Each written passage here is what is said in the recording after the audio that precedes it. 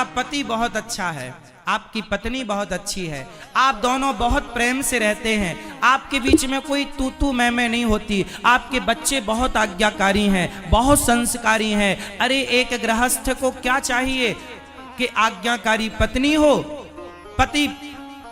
पत्नी से प्रेम करने वाला पति हो, और बच्चों को आपने संस्कारवान बना के देश के हित में लगा दिया। अब बताओ आपकी गृहस्थी की सफलता तो यही है ना। आप कौन सी पूजा करना चाहती हो, किस देवता की पूजा करना चाहती हो? आपका देवता आपका पति है।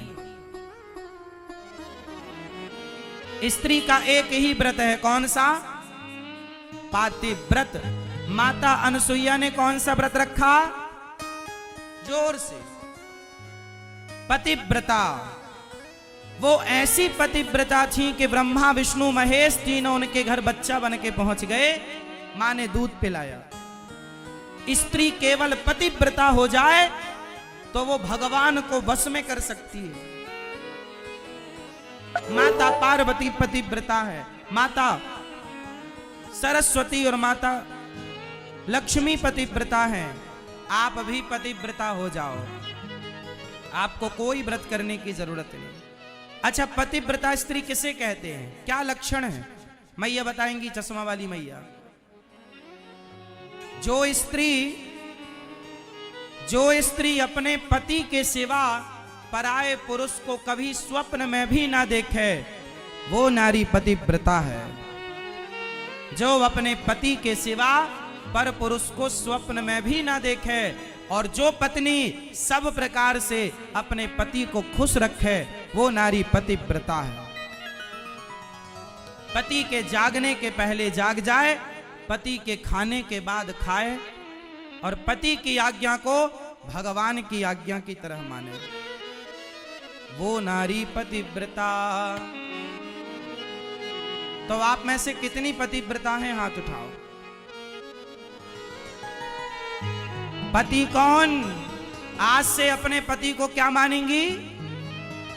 जोर से, परमेश्वर भगवान। पति ही ब्रह्मा, पति ही विष्णु, पति नरवदाधार। जिस नारी ने पति को पाया, उसकी नैया पार। सोना पति बिना संसार। अब कुछ मैया बोल रही हैं, महाराज जी पति नालायक हो तो, पति दुष्ट हो तो, मारने वाला हो तो, शराबी हो तो क्या उसे भी भगवान माने? देखो सामने वाला कैसा है। पति को चाहिए कि आप पत्नी व्रता बने। आप में से कितने पुरुष पत्नी व्रता हैं जिनकी एक पत्नी हो, एक पत्नी के सिवा सपने में भी दूसरी औरत का चिंतन ना हो, वो पुरुष पत्नी व्रता होता है। बताओ कितने मर्द पत्नी व्रता हैं? आप भैया, आप पत्नी व्रता नहीं हो? इतना लेट उठा, पत्नी देख लेगी तो क्लास लग जाएगी। दूसरी है आपकी पड़ोसन? नहीं, किसी को देखते तो नहीं हो? जेठालाल की तरह बबीता जी को तो नहीं देखते? हाँ।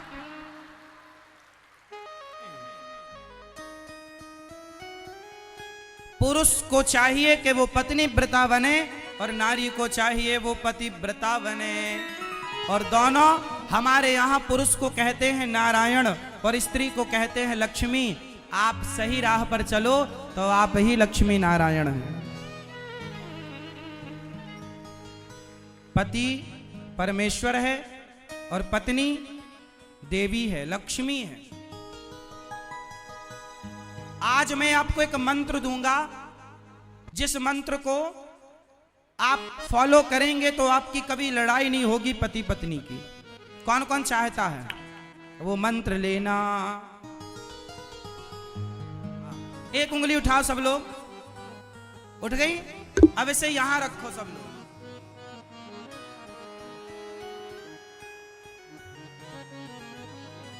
आज के बाद आपकी पत्नी कुछ बोले तो आप ये मंत्र का प्रयोग करेंगे, और आपका पति कुछ बोले ये मंत्र साइलेंट मूड पर। आपका पति कुछ भी बोले आप जवाब ही मत दो गुस्से में। आपकी पत्नी कुछ बोले जवाब ही मत दो गुस्से में, उस समय चुप रह लो। गुस्सा 4 मिनट का होता है, लेकिन वो 4 मिनट की तबाही ऐसे मचाता है, सालों साल के रिश्ते बिगाड़ देता है। चुप रहना, मौन रहो तो ही अच्छा है, कम से कम विष मत घोलो। बोलो यदि पहले तुम तौलो, फिर मुख को खोला करना। पुष्प नहीं बन सकते हो तो कांटे बनकर मत रहना।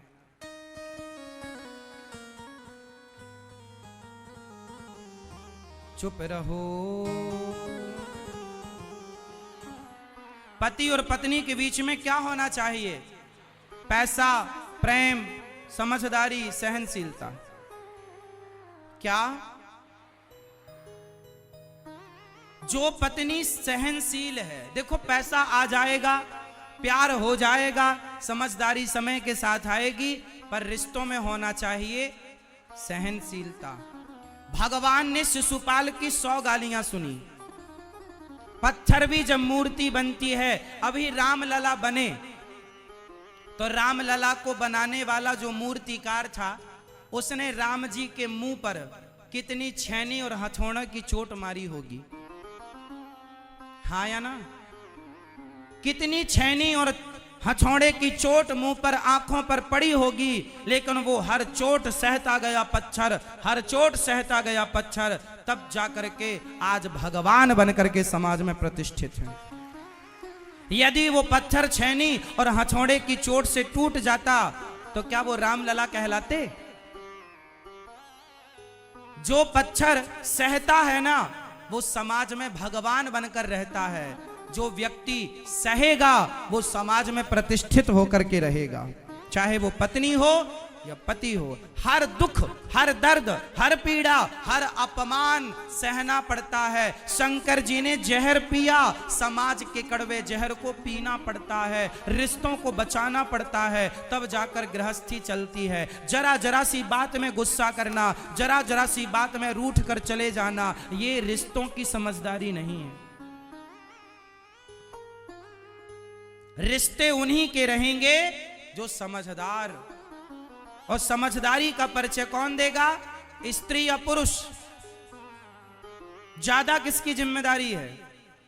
दोनों की जिम्मेदारी है, पर ज्यादा स्त्रियों की जिम्मेदारी है, ज्यादा पुरुषों की जिम्मेदारी है कि आप दोनों अपने रिश्तों को बचाए रखें। और बचाने के लिए सबसे बढ़िया ऑप्शन है चुप रहना।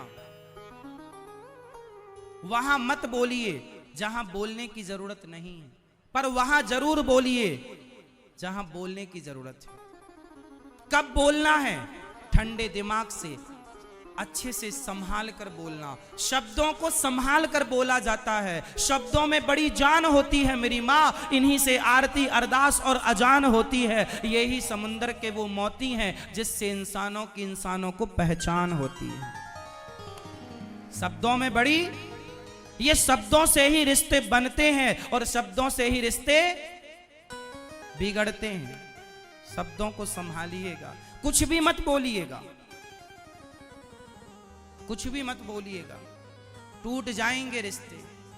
पति पत्नी को बहुत समझदारी का परिचय देना चाहिए और रिश्तों में सहनशीलता होनी चाहिए। अपनी बेटियों को समझाओ कि बेटा सहनशील बनो।